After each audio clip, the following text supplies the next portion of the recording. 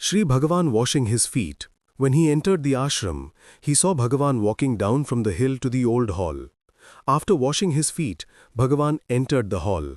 Chela Perumal was thrilled. Before he left his village, Bhagavan had appeared in a dream in which he walked down from the hill, washed his feet, and then entered the hall. Look at the beauty of the Lord accepting this simple man. As he entered the hall, Chela Perumal noticed that he was alone with Bhagavan. He placed a small packet of raisins that he had taken with him for Bhagavan and, with emotions welling up in profuse tears, prostrated to him. When he got up, he saw Bhagavan eating the raisins. For Chela Perumal, it was as if Lord Shiva himself was accepting his offering.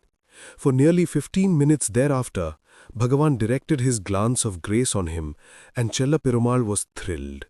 When, many years later, I asked him how it felt, he replied, "I felt a wonderful coolness pervade my body, as if I was immersing myself in a cool pool after being outside in the hot sun." The beauty is that his first experience of Bhagavan's grace had a connection with what he was going to do during his future life in the ashram, work in the hot sun. After this, he went up to Swami, the Sarvadhikari, to request him to assign him some work. He was told to go into the hall and be an attendant of Bhagavan. Thus, he got this exclusive opportunity of not only being with Bhagavan, but also serving him. Bhagavan himself named him Annamalai Swami, which is significant. For instance, Bhagavan used to call his brother by his family nickname, Pichai, even after he took sannyas and changed his name to Niranjanananda Swami. Vishwanatha Swami was called Vishwanatha, and Kunju Swami was called Kunju. Of course, if someone named Kesava Swami came, Bhagavan would not hesitate calling him Kesava Swami. But the only person he renamed was Annamalai Swami. I asked Annamalai Swami how this happened. Annamalai Swami recounted, "The very next day after I came to Bhagavan, he casually mentioned that I reminded him of a man called Annamalai Swami, an attendant of his at Skandashramam, who passed away in 1920. Bhagavan started to use this name as a nickname for me. When the other devotees heard this, they too followed suit. Within a few days, my new identity was firmly established. Because his surrender to Bhagavan was total, Bhagavan gave him his complete attention. The Jnani is like a mirror. The way he responds to you reflects the way you approach him. If you surrender totally, the blessing is total." One day, he asked, "Bhagavan, give me some upadesha." Bhagavan answered, Go inwards and always hold on to the self. Identifying with the body and the mind causes misery. Dive deep into the heart, the source of being and peace. Be established thus, always in your being. Look at this first upadesha of Bhagavan to Annamalai Swami.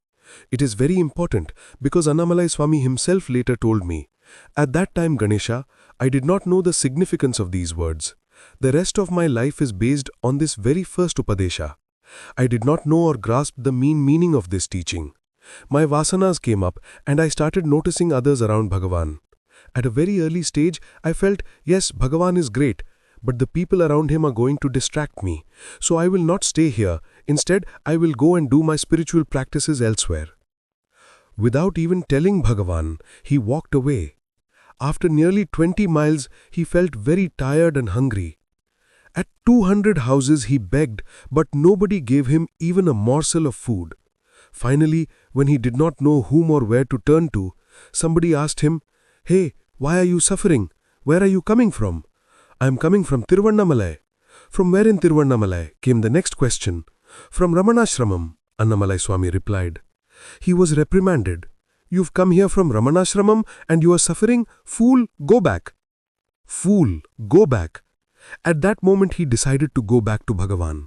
Immediately, everything started happening miraculously. A hotelier called him and gave him food. He then boarded a train to Tiruvannamalai without a ticket. The ticket inspector checked all the others in the compartment except him for tickets. Many things like these happened on his return journey to Tiruvannamalai. Falling at Bhagavan's feet, he revealed everything and begged him for forgiveness. And Bhagavan's glorious reply, "How can you escape? You have work to do here. If you try to leave without doing the jobs destined for you, where can you run away?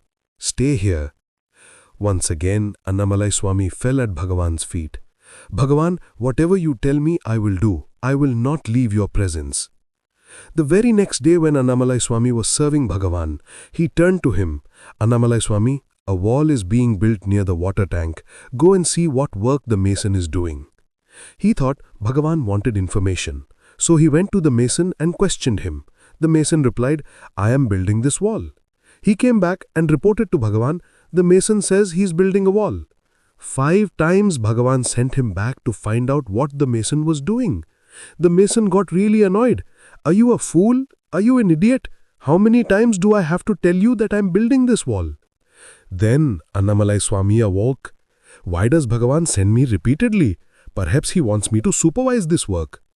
First he had thought Bhagavan wanted him to do some easy work. But when he held on to Bhagavan's earlier words, he understood that a cascade, an avalanche of work was going to come. One after another came in work which was impossible for any one man to complete by his own effort. But complete a stupendous amount of construction work Annamalai Swami certainly did. Today, people going to Ramanashramam can still see what this one man managed to accomplish.